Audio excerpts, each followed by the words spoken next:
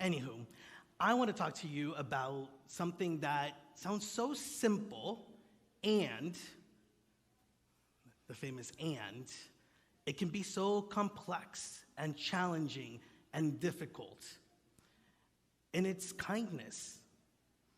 You know, I love that actually in the Hispanic culture, or like in South America, Valentine's Day is actually known as the Day of Friendship, you know, because it's about extending it to everyone. And so I'm really glad that we're able to talk about kindness, and we can talk about how we can practice it, especially since all of us that are part of Unity in the Bay and have been called to be a part of Unity in the Bay, I really believe that we are on this spiritual path.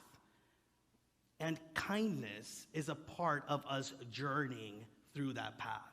How to not only live kindness, but also how to disarm the things that we have built between us and being the expressions of love, a more full expression of love. And we're going to get to that. But because I am so kind, I've got a joke for you. And because it's near Valentine's Day. So, what does a good romance start with? What? Kindness and love. What does a bad romance start with? What? Rah, rah, ah, ah, ah.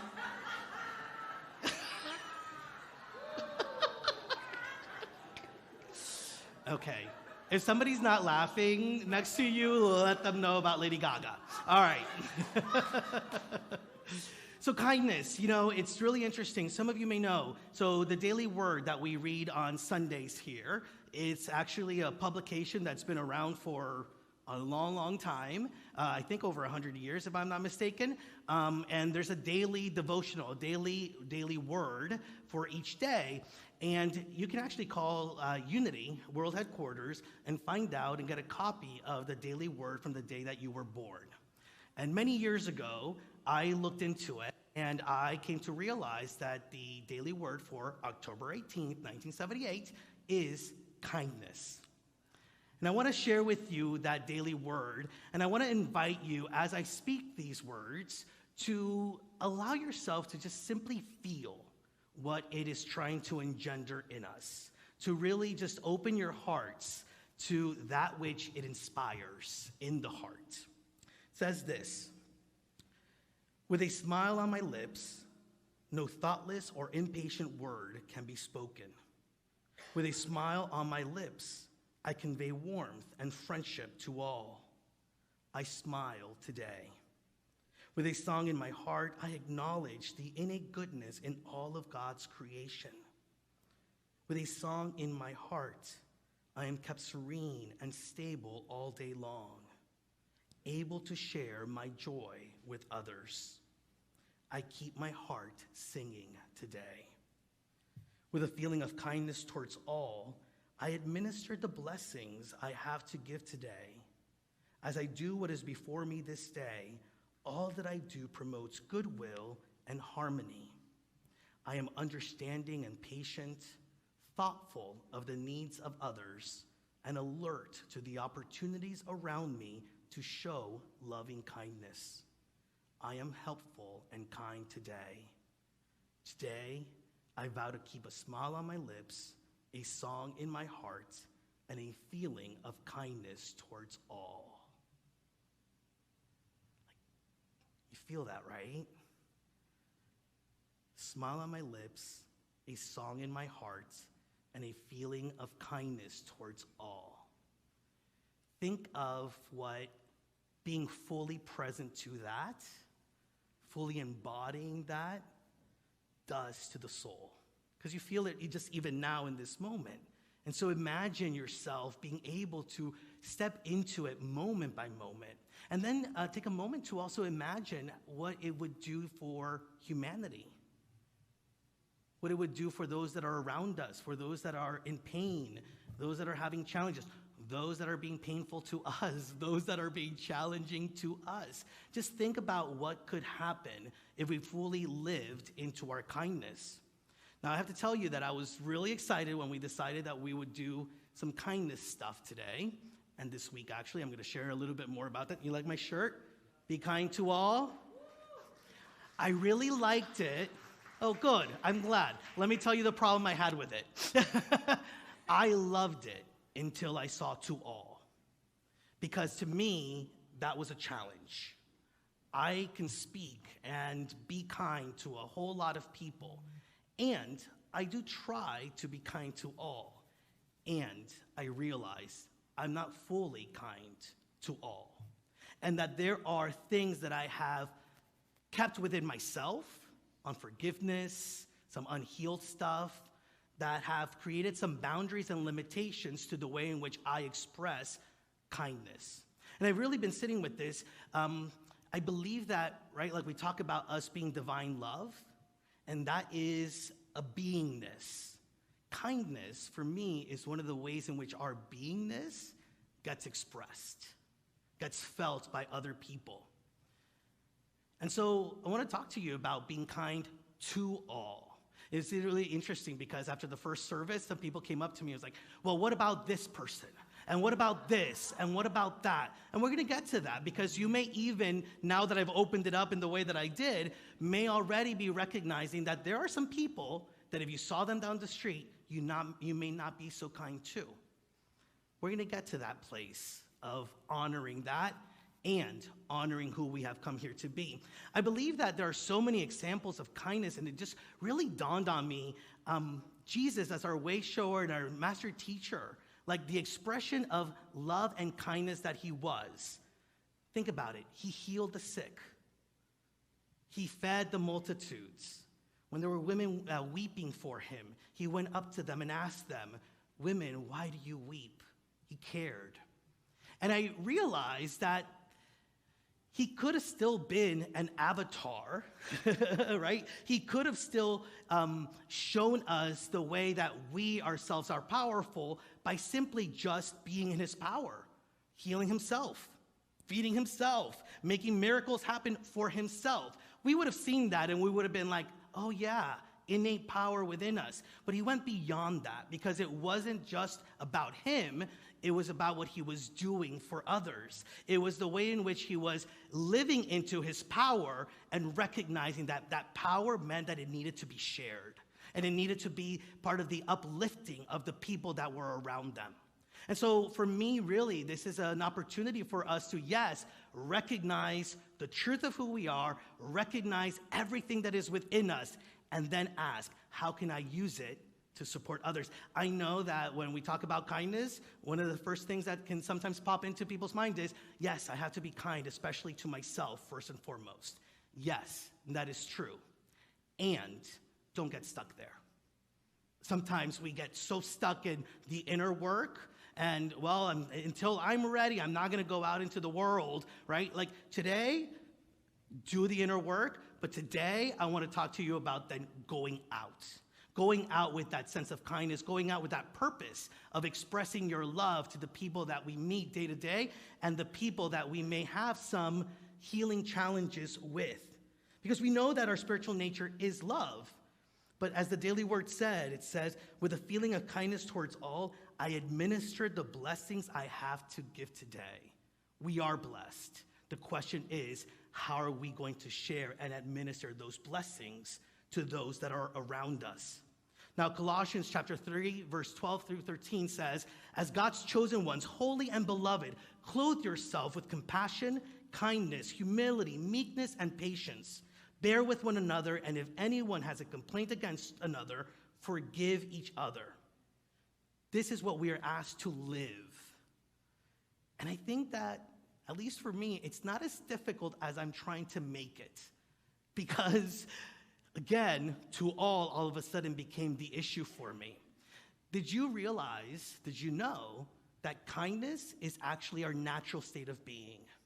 And I'm not saying this just from like the principle of spirituality where we understand that we are divine love. Science has been studying this and has recognized that kindness and compassion are our natural state of being.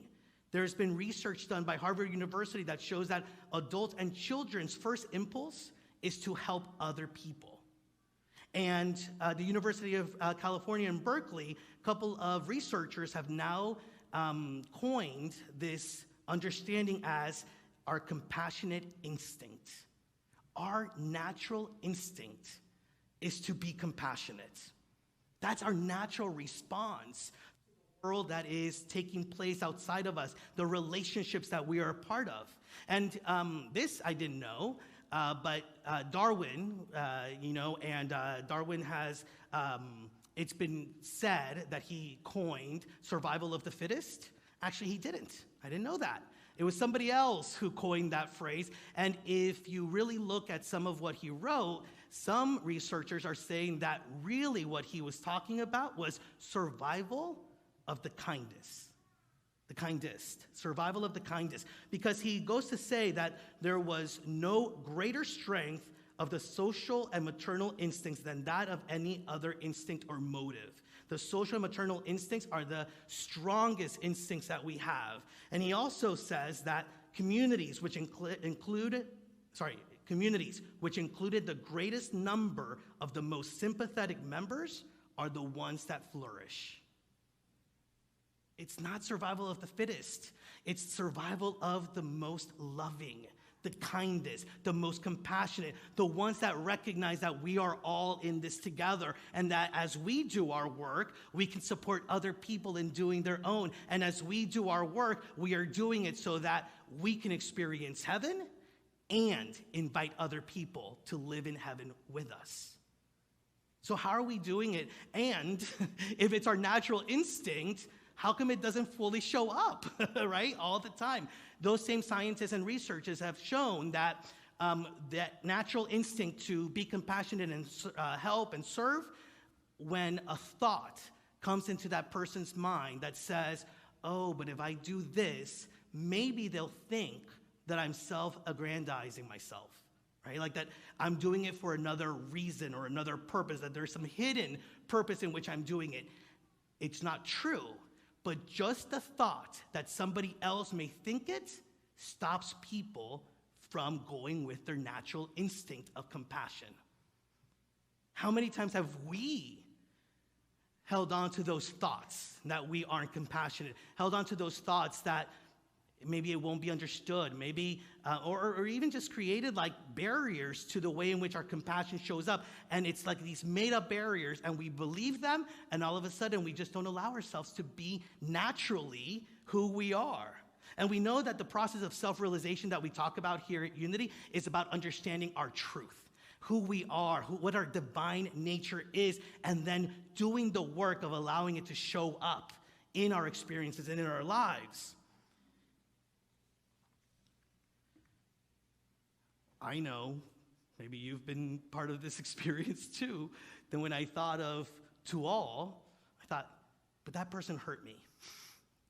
But that person's not very kind to many people. That person doesn't deserve it. That person is evil, right? And all of a sudden, we keep ourselves from being who we truly are as a result of our judgments and thinking about those people. Now, last week, Reverend Paul taught us and showed us about the power of stepping into and being centered in love, right? And in moments of stress, to be able to go within the heart gives us a dose, he called it, right? And dose was dopamine, oxytocin, serotonin, and endorphins, and that lifts us up. Well, kindness is an extension of that. Kindness actually buffers stress, it relieves pain, it helps you live longer. Kindness has shown to increase self-esteem, empathy, compassion, improve mood. It has shown to decrease blood pressure. Kindness can increase your sense of connectivity with others, which directly impacts how we may or may not feel lonely, and how people around us may or may not feel lonely. It improves low mood, it enhances relationships. And guess what? Great thing about it? That it's contagious. It's contagious. Kindness is contagious. The same research has shown that the person that's being kind receives those things that sort of elevate them. The person receiving the kindness feels that also. A person that witnesses kindness has those same effects. So imagine the individuals that we are able to support, love on, and uplift by a simple act of kindness. Not just who we extend it to, but the people that we model it for, the people that get to witness us in our natural state of being. We do talk about creating heaven on earth. And we also talk about all the challenges that are out in the world. How can we refocus our attention to the good that is truly happening? Desmond Tutu says, do your little bit of good where you are. It's those little bits of good put together that overwhelm the world. When we are kind, we are extending grace and mercy to others. We show patience, forgiveness, compassion. Beautiful. Yeah, and that's the hard stuff sometimes. But a couple of weeks ago, I shared with you when we were talking about Unity's understanding of some of the principles, people start to ask, well, if God is all good, why is there evil? Why is there pain and hurt? And I shared a quote from Reverend Dallin Davenport that basically says that what we call evil is an expression of mass consciousness. We all contribute to it through our angry and violent thoughts, the energetic vibrations we pour into the one mind. The energy inevitably expresses somewhere, just as an erupting volcano releases heat from the earth. Okay. Conversely, Charles Fillmore, our co-founder, says, we can begin our overcoming by thought mastery. We begin to master thoughts of hate and force by first thinking and doing the little component acts that constitute love. Begin today to be a little more patient, practice kindness, be generous in thought and action. To all. To all. And we fight it. I fight it. I've asked this question before. Aren't we just done fighting who we naturally are? Aren't we done fighting knowing that we are worthy of expressing what we have come here to express? And I get it. My thoughts when it was to all. Be kind to those who are banning books here in Florida that represent families like mine. Or be kind to the individuals that say that acknowledging what has taken place and the ways in which African Americans have been treated is just another form of hate. It's hard sometimes to be able to move beyond that. And I'm not saying that we have to sort of take it, right? Like, it's not about allowing ourselves to be mistreated. It's not about allowing ourselves to endure that mistreatment. And how can we be kind in the way that we see the individuals that we may feel are expressing that which we don't like or feel hurt by, right? How can we see the Christ in them? Hurt people hurt people. People that are in pain sometimes express that pain. And so it's not about just allowing those things to happen. And as we are moving towards love and justice and peace and grace, can we do it through love and justice and peace and grace? Seeing the divine in individuals and acknowledging that there are things that maybe need to be addressed or shifted. Being willing to see the Christ within everyone, I think, is the kindest thing that we can do. To see beyond the ways in which we show up, to see our natural and beautiful truth. We act out of kindness not because of who the person is. We act out of kindness because of who we are. And so how we can live into that more fully. I love that in the Revealing Word, it says this about compassion, which is just another way that kindness is engendered within us. It says, compassion is a characteristic of love and mercy prompted by an understanding heart. A compassionate mind sees the error, but does not condemn. We can see that there are things going on, and we can still see the Christ in all. It's a practice. I'm glad that I had to wear a shirt that said, be kind to all, and I had to sit with it, right? And I really invite us all to sit with it. What does it mean to be kind to all? What does it mean to see the Christ in everyone? What does it mean to express ourselves as compassionate and loving in all situations? And I love that we do get to practice, and I love that this came to me this morning. A community that practices together is a community that grows together. Don't we want to grow together and continue to be in that practice, to deepen, to allow, and to expand that which we are? Aesop, the ancient Greek storyteller, said, "No act of kindness, no matter how small, is ever wasted." I don't think that there really is any small act of kindness. And I don't even know if we could even judge it, because we just don't know what any act of kindness can mean for somebody. What we deem as a small act can be life-changing for the people that receive it. Think about it. Think about people that were kind to you 10 years ago, and you still remember the kindness that they expressed. Or moments where you and I were hurt and upset, and somebody showed a level of kindness and how that shifted what we were moving through. And so we just never know how somebody needs that small act of kindness to shift them out of whatever they may be moving through, to show them that they are worthy of love. And right now where there's so many issues and challenges that are rising up and mental health issues that are coming up, it's an opportunity for us to just simply act out of that sense of love by being kind to each other and be willing to have that kindness be what shifts our experience. Now, to make it a little, we're ministers love acronyms, by the way. So I had a little acronym that we can take with us this week as we think about being kind. And what came to me is that kind is about keeping it nourishing and deliberate. In whatever relationship we may be going through, whatever challenge, wherever we are showing up, can we keep it nourishing?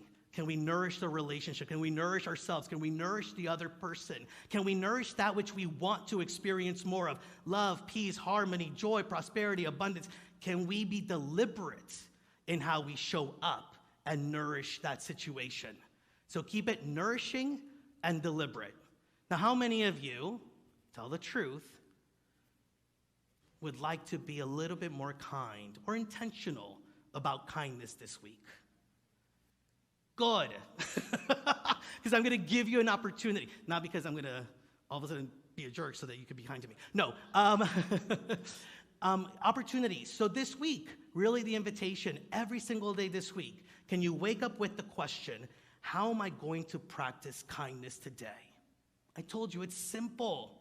It's simple if we let it be simple. How am I going to practice kindness today and let it show up? How many of you want to go a little further and have a little fun with this? So some of you may not know, but this Friday is actually National Random Acts of Kindness Day. What a great opportunity, right? National Random Acts of Kindness Day. Guess what? We're going to invite you to be randomly kind with us. Because this Friday night from 6 to 8 p.m., those of you who are invited, and all of you are invited, we're going to go hang out at Wynwood. We're going to meet at Wynwood. We're going to have posters of affirmations. We are going to open doors for people. We're going to help people with directions. We're going to give people flowers. We are going to be kind and show what a kind community we are. And so I invite you to join us. Go to the website so that you can sign up, so that we can tell you exactly where in Wynwood we're going to meet. And we're just going to express who we naturally are individually and as a community. And let me tell you, I also want to just share, this is how we get to bring more people in to experience what we experience, to love the way that we have experienced love in Unity on the Bay and at this community. And so I really invite you to join us. And some of you, I think all of you should have received these postcards when you walked in. If not, on the way out, you can get them. It's an opportunity to just be kind and send a kind message to somebody in your life. And so pick one up, fill one out, and send it out. And we're going to have some of these on Friday to give out also. Who's with me on being kind? Who's with me knowing that we are a kind community, right? I want to leave you with this beautiful quote from the Dalai Lama. He says, "This is my religion, my simple religion. No need for temples, no need for complicated philosophy. Your own mind, your own heart is the temple. Your philosophy is simple kindness." Remember, keep it nourishing and deliberate, and let's see how the world turns. Namaste. Thank you so much for visiting our YouTube channel. We post new videos every week to keep you positive, present, and inspired to your divinity. Please click on the subscribe button below and also that notification bell. Remember to share this with your friends and your family, those that you know will be inspired just like you have been. And always remember that we love you, that we bless you, that we behold the Christ in you, and we see you doing great things. Thanks and take care.